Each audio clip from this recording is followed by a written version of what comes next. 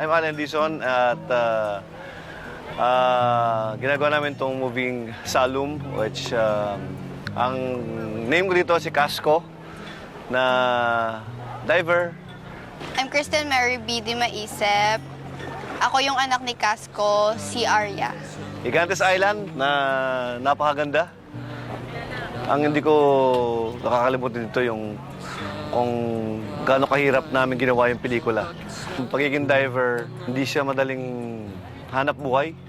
Kailangan niya mag-survive dahil meron siyang anak na si Arya. Kailangan niyang ayusin yung buhay niya para buhayin yung anak niya na kahit na alam niya mahirap.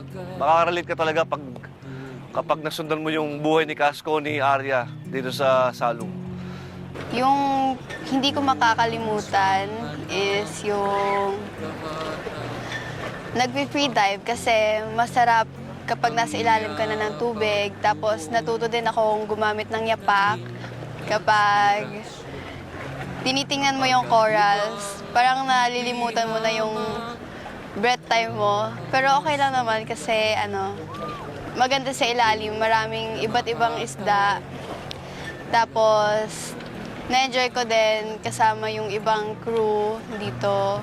Meron mga underwater scene kami na siguro mga 2 days kaming underwater shoot. Napakasarap gawin itong Salum kasi kahit na mahirap yung role, yung group napakasarap katrabaho, lahat para kaming isang malaking pamilya dito sa Iloilo and local actors dito sa Iloilo, napakagaling, napakabait lahat.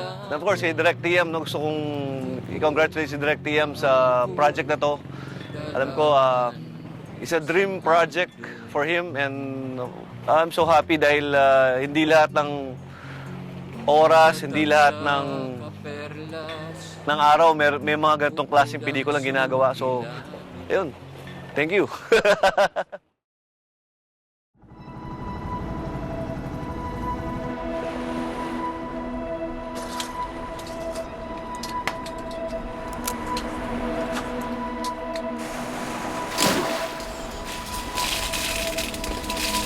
Hello? Kalag ko na dala nyo? Hindi na sila ayhan ka panalo. Lagko. Sa layo na sila yung panalo.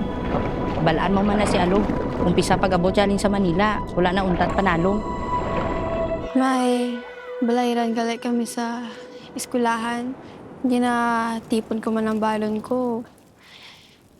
Galing. Hindi ka dyan kaigo.